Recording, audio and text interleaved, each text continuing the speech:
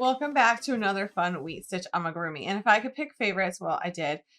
It's this pufferfish. I don't know why, but he's just so stinking cute. It's like my favorite out of the series, I have to admit. I think they're all really cute, but I just love this pufferfish. So we're going to be making him on camera today using the Hirschner's My Ami yarn. So this one was originally made in the Hirschner's worsted 8. I have a lot of that yarn around here. It works great. So this is a DK, this is a worsted weight. But we're going to be using the My Ami yarn today for this project. I've got the colorway beeswax and white, 2 safety eyes. However, if you are making this for a small child, please do not use safety eyes. They still can be a choking hazard. Grab some black yarn. There's some black yarn in this yarn line as well, and just stitch on the eyes. And then we will need a 4mm crochet hook, a tapestry needle, a stitch marker, always, especially when working amigurumi in the round continuously at some points, or even in the round with this wheat stitch. It's a great idea to keep track of your beginning of the round, and then some scissors. Now you are probably going to see that I also have this made in the Lion brand Bliss This yarn. It's very fuzzy, very, very fuzzy, and I love it. But I just want to say on this video that if you're going to be making it in that yarn, that is an advanced yarn. So I'm not talking about the pattern here. The pattern in this yarn, let's do it, go for it, all the way. With the fuzzy yarn, the reason why I say that yarn makes it advanced is because that yarn is so fuzzy, it is hard to see your stitches. You almost have to feel them and be very comfortable with crochet to use that yarn. I just want to throw out that disclaimer because I don't want people feeling frustrated with this pattern if they're making it in that yarn. I swear it's not the pattern, it's the yarn. But if you have a lot of confidence and you've worked with fuzzy yarns before, jump right in and use that Lion brand Bliss This. So let's go ahead and get started making this adorable pufferfish. Now we are first going to start this pattern by making the side fins and the tail fin, as well as the mouth opening, and then we're going to do the body from top down. And that way when we get to this point where all these accessories are, we can easily attach them on there. Now on this example, I simply tied them, but they are a little bit floppy. So I'm also going to show you a way to use your yarn needle to make those a little bit tighter. But if you want to tie them in there, I will also give that option as well. Now we will need to make 2 cute little side fins. I've already gotten one made, and we're going to talk about making the second one. So we're going to grab our yarn and we're going to make a slip knot and put that onto our hook. We're going to leave a little bit of a tail end here for either sewing or tying onto the body. We're going to start by chaining 7.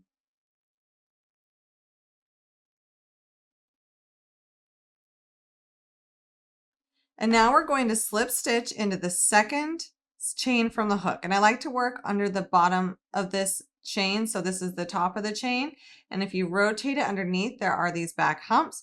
And that's what we're going to be using to slip stitch into. So we're going to slip stitch into the second chain from the hook and in the remaining across for a total of 6 slip stitches.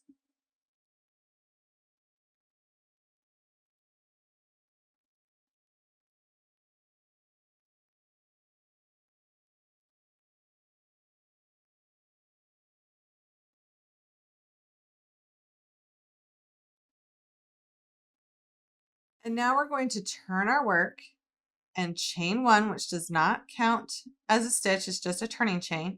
And we're going to be working in the back loops only, and we're going to slip stitch the first 5 stitches, working in those back loops only.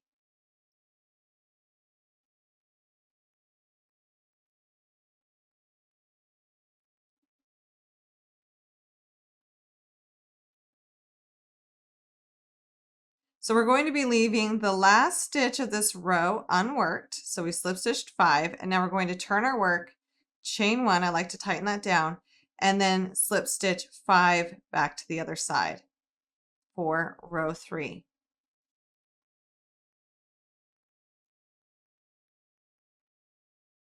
Working in the back loop only. Now we're going to turn our work again and continuing to work in the back loop only. For the next 2 rows, the last 2 rows, we will slip stitch 4. So for rows 4 and 5, we're just slip stitching 4. And on row 4, we're going to leave that last stitch unworked, turn our work, chain 1, and then slip stitch 4 in the back loop only.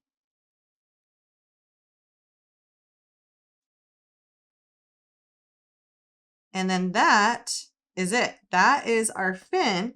But to shape it a little bit better, we are going to be going back into the very first stitch we worked on the very first row. So we're going to go back into that first stitch, and then we are going to yarn over and slip stitch. And that will create the shape a little bit better on the base side. Then we can simply fasten off, leaving those tail ends to attach it to the body later.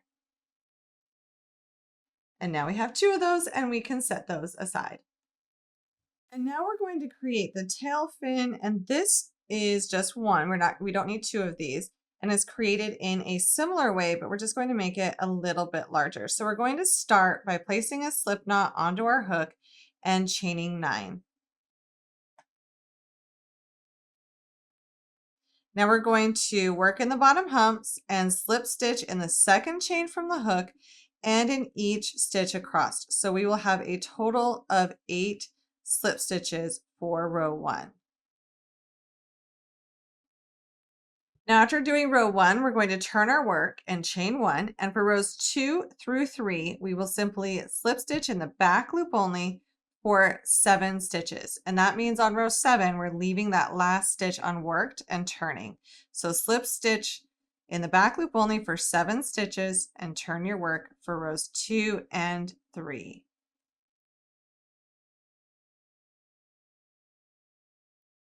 So there's row 2, leaving that last one unworked. We're going to turn our work, chain 1, and for row 3, working in the back loop only, we're going to slip stitch 7. And now for rows 4 through 5, I've chained 1 and I'm single crochet slip stitching in the back loop only for 6 stitches. And then I'm going to chain 1, turn, and repeat that for row 5. So we're just slip stitching 6 slip stitches for rows 4 through 5. And then our last 2 rows, rows 6 and 7, we're going to chain 1, working in the back loop only, slip stitch for 5 stitches for rows 6 through 7, and leaving that last stitch unworked for row 6. Now that we've completed all the rows, I want to rotate my work, and we're going to work along this edge. Instead of doing 1 slip stitch like we did before, we're going to do 2. We're going to slip stitch about halfway through the piece on the edge, and then we'll go into the very first stitch we did, and we will slip stitch again. And that just kind of shapes the point of it here. It gets wider here and more narrow here. And that is our tail. We can go ahead and fasten off and set it aside. Next, we are going to be creating the fish mouth, and to do this, we are going to be using the I-cord method. We're going to leave a longer tail end because I'll be using a lot of that tail end to make this. You want it about 3 to 4 times longer than the end result. And then we are going to be creating a slip knot, and I've got my tail end facing down here at the bottom, and my top end goes to the yarn ball. So we're going to be using both of these strands here. Got the tail end and the top to make the I-cord. Now we're going to take our hook over this bottom strand and loop it around, and then we're going to yarn over with the top strand, and then we're going to be pulling that through the 2 loops that we have on our hook. This first one's a little bit tricky, but stick with me here. We're going to do that again. So we're going to yarn over the bottom, yarn over the top, and then pull through. So we're going to take our hook around the bottom loop, then the top loop, and just keep working back and forth like this to create a really nice, easy I-cord. We're going to be making a total of 14 of these for the fish's mouth. Now, once we have created enough of these, we can go ahead and fasten off, leaving our tail ends for later, and set this aside. This cute little loop here is what's going to be our mouth later. Next, we're going to be starting on the body portion of this puffer fish. So we're going to create a magic ring and then chain 1. And then we are going to be doing single crochet stitches. We're going to do 12 of them inside of this magic ring. Now that we have created that magic ring, we can go ahead and tighten that down. We don't want to tighten it down all the way though, because we do want to make sure that we are leaving enough space to work this next round comfortably. We're not going to be struggling to get into that very first stitch. So I'm going to leave a little bit of gap here and we continue to tighten that down later on. Now for this round, we're going to be joining with a slip stitch to the very first stitch that we made inside the magic ring. And then we are going to turn our work and then chain one. And when working into the very first stitch, not your join stitch, so the very first stitch after turning, we are going to single crochet two. And I highly recommend using a stitch marker at the beginning of each round just to make sure we stay on track with our stitch counts. And now we're going to work in the back loop only. And this was in the back loop only of the very first stitch. This entire round will be worked in the back loop only. We're going to do 2 single crochet stitches in the back loop only and 2 single crochet stitches into each of the stitches around in the back loop only for every single stitch. And this will bring us to a total of 24 stitches at the end of round 2. And now that we've worked all the way around, we can move our stitch marker and join to the very first stitch of round 2. And now we can turn our work. And this is where we are going to start working our wheat style stitch. And I still have not pulled the center of this all the way down. I prefer to wait another round so we can chain one and then we're going to skip the very first stitch. So we're not counting that slip stitch that we joined with. We're going to skip the very first stitch of this round and then we are going to single crochet into the next. And now working back into that skip stitch, we are going to yarn over, insert our hook into that skip stitch, yarn over and pull up a loop, and we want to pull it up to the height of the first loop on the hook. And then we're going to do that again. So yarn over and insert into that skip stitch, yarn over and pull up a loop to the height of the first loop on the stitch. And now that we have 5 loops on our stitch, we are going to yarn over and pull through the first 4 loops. Then yarn over and finish out that stitch by pulling through all of the loops. And this is going to be our repeat around. It is a very good idea to use a stitch marker on that first stitch of this round. And then we are going to do this again. We're going to skip the next stitch and single crochet into the next. And then we're going to go back to that skip stitch and work that modified puff stitch. And that's going to be our repeat all the way around. So we're not changing the stitch count. We will have a total of 24 stitches for this round. And when you get to the end of round 3, remember that the stitch that we slip stitched into when we turned, that's the last stitch of this round. It's very easy to miss because it can become kind of tiny with the way that we are slipping into it to join. So you want to make sure that you're working that stitch by finding it and making sure that your stitch count is what it should be. Do a single crochet, then work back into that skip stitch as a puff stitch. And then we are ready to join and turn for round 4. So I'm going to move my stitch marker and then join to the very first stitch. And now I'm going to turn and do the chain 1. And we're going to be repeating round 3 that we just did. So we're just going to repeat. We're going to skip the first stitch and single crochet into the next. And then working back into that skip stitch, we're going to work that modified puff stitch. Be sure to mark the very first stitch of every round to make sure that we are staying on track with our stitch counts. Now, when working this round, since we're working into the stitches from the round below, when you work your single crochet stitch after skipping one, it will be worked into the single crochet stitch of the round below, and your stitches will be worked into the puff stitches from the round below. So we're kind of matching them up here. This round is just repeating the last one, no increasing whatsoever, and we're going to repeat all the way around for round 4. Now, at the end of round 4, we are simply going to join the slip stitch to the very first stitch of this round, and then we are going to be turning our work. Now, for round 5, we are going to start by chaining 1, and we're working this entire round in the back loops only, and we are going to single crochet 2 stitches into the first stitch of this round. And then, of course, grab that stitch marker and mark the very first stitch of this round. And then we're going to be doing a single crochet into the next stitch. And then we'll do 2 single crochets into the next and a single crochet into the next one. And that's going to be our repeat around. So it's going to be 2 single crochets in the next and then a single crochet into the next, working all of them in the back loop for the entire round. And we will increase all the way around. And at the end of the round, we will have a total of 36 stitches for round 5. And now for round 6. We will also be working in the back loops for this round. We're going to start by chaining 1 and then working 2 single crochet stitches into the first. And then we will single crochet into each of the next 2 stitches. Be sure to grab that stitch marker and mark the very first stitch of this round. And now once again, the repeat will be, we are going to work 2 single crochet stitches into the next, and then we will single crochet into each of the next 2 stitches, repeating that around, and at the end of round 6, we'll have a total of 48 stitches. And now after joining at the end of round 6, we are ready for round 7, and we're going to turn our work and work round 7 and 8. So we're going to chain 1 and we're going to go right back into that puff stitch repeat. We're going to skip the first stitch, single crochet into the next, and work a modified puff stitch into that skip stitch. And we're going to work that all the way around. So essentially we are repeating rounds 3 through 4 for rounds 7 through 8. We're just going to repeat those puff stitch rounds for these 2 rounds. So I'm going to work that up off camera and come on back.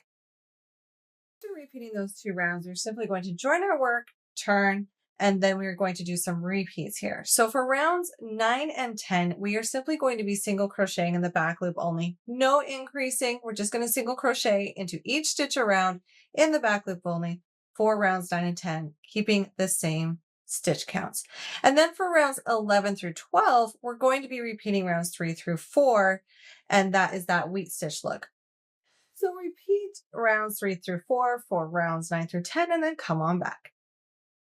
Now for round 13, we're going to just do one more round and we're going to single crochet around. But for this one, we're not going to join and then turn and chain 1 for round 13. We are simply going to single crochet around. So we're just going to go right into our next stitch without chaining 1 and turning, and we're going to single crochet around. And this way we can go to working continuously on that next round. Now, after finishing round 13, we're going to begin working the bottom, but we'll want to change colors back to the white. So on the very last stitch of round 13, we're going to join with our white yarn. We're going to grab our white yarn, and before we finish off this very last stitch for round 13, we're going to pull through those last 2 loops of our last stitch with our new color, and that sets us up to work with our new color on this next round for the bottom. And you can go ahead and fasten off that yellow yarn because we don't need that yellow yarn anymore. So you can just go ahead and cut it. Now for round 1 on the bottom, we are going to be working our decreases.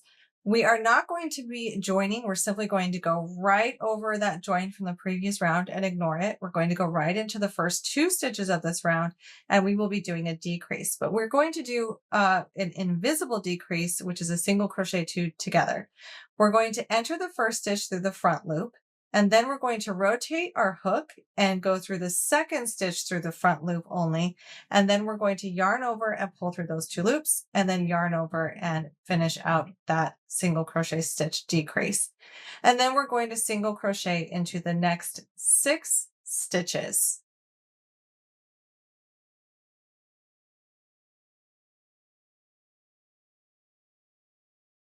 And then we're going to go back to doing an invisible decrease. So we're going to single crochet 2 together and then single crochet into the next 6. We're going to be repeating this all the way around for this round, the round 1 of the base. And at the end of this round, you will have a total of 22 stitches. And now for round 2 of the bottom is going to be the same as the last, just doing less stitches in between our decreases. So we're going to start by doing a single crochet 2 together and do that with an invisible decrease. And then we're going to single crochet into the next 5. But don't forget to go ahead and grab your stitch marker and mark the very first stitch of this round. It's really important when we are working continuously and not joining. That way we keep track of each round where we started, especially with white yarn. So repeat once again for this round. We're going to do a single crochet two together, and then we will single crochet into each of the next 5 stitches, and we will repeat that all the way around. And at the end of round 2, you will have a total of 36 stitches. Now we're going to take a little bit of a break from crocheting, and we're going to place the eyes. We're going to place them between rows 10 and 11, about 5 inches apart, but you can do it however you would like, just on the center of the front. And then I'm going to take the back of my safety eyes and put them on the back. Now you can turn your eyes however you want, do whatever look you want. And then once again, if you have small children, it's a good idea to not use these type of eyes, but simply sew some on. Next, we are going to be placing the mouth, and this has 2 tail ends on it. I'm going to take the one from underneath and I'm going to be seaming with that one. But to get ourselves set up, we're going to take the one that's on top and we're going to create a join here between our first and our current stitch that would be in that circle. So we are going to be going through the very first stitch of this I-cord as if to crochet it. So underneath that V loop on top, and I'm going to pull that. And then we're going to go right back down through the last stitch we had made, right through that center.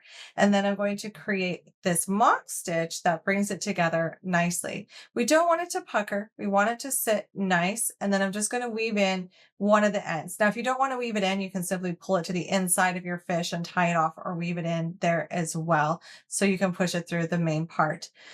Now we just have our piece ready for us to attach to the front of this puffer fish. Now we are going to be placing this mouth wherever you want. You can put it higher or lower. You can kind of squish it down to be more of an oval, but essentially we're going to be using our yarn needle and stitching it on. This is not a lot of stitching for this pattern, but it's a little bit of stitching. But it's close to seamless, if not, low sew for this item. But we just want to make sure we get his mouth right on here. So that's the part we will be doing a little bit of sewing with. Now to attach this on, I'm going to be working all the way around the outside edge of this. You can pin it into place if you want, just to have that shape just right. Pins can help with that, but I'm going to be catching some of the strands from underneath this I-cord. And I'm not touching those top V's on that I-cord because I want those to show on the outside. I love the texture that they create. So I'm just going to be whip stitching and grabbing strands from underneath the I-cord to stitch it in place onto this front part of the puffer fish. I want it to have some dimension. I want it to be kind of popping up. So I don't want to pull down too tight. I'm just going to loop around some of these bottom strands underneath here on the stitches on the outside, keeping them kind of hidden on the back. And then we will simply weave in our ends. After setting that mouth piece, we will be ready to go back and do the rest of our pufferfish. And after setting that mouthpiece into place, we can go ahead and push our strands back to the inside, and we can tie the other strand or leave it. A lot of times, if you're going to do the stuffing on the inside, you can just tie it off and it's not really going to matter. No one's ever going to see whether you did weave in your ends or you tied them, because they will be hidden on the inside. And now we have a cute little eyes and a cute little mouth, and it's time for us to work on attaching these fins. So first we're going to do the 2 sides of the fins. They have a couple of options here. You can grab your crochet hook. We're going to be doing these right where the color changes are going to be. So look at the sides here and place them equally on each side. And then you can simply use your crochet hook and pull those strands through. You can pull them all the way through those rows and then tie them off. And I will say if you're only going to tie them off on the inside, it will still look a little bit floppy here. So I like to grab my yarn needle and we're going to just weave in some ends to make them a little bit tighter. I'm going to grab the yarn needle and weave around the ends of them on the outside so that they stay in place a little bit better. You can do this if you want. But if you want them a little bit tighter, this is really the only way to make them tighter, by doing just a little bit of sewing. And now that you have the first fin on, we're going to fold it in half with the mouth centered on one side to determine where we are going to place our second fin. We want it to match up with the fin on the opposite side of the puffer fish. So this is a great way to do that. We're going to grab those strands, pull them through with our crochet hook, and then you can tighten them as much as you want. You can grab your yarn needle to make them tighter. It's personal preference here. If you just want to tie them and leave them on the inside, that is totally fine. It's completely up to you. But we just want to make sure that these are evenly spaced across and attached securely to our puffer fish.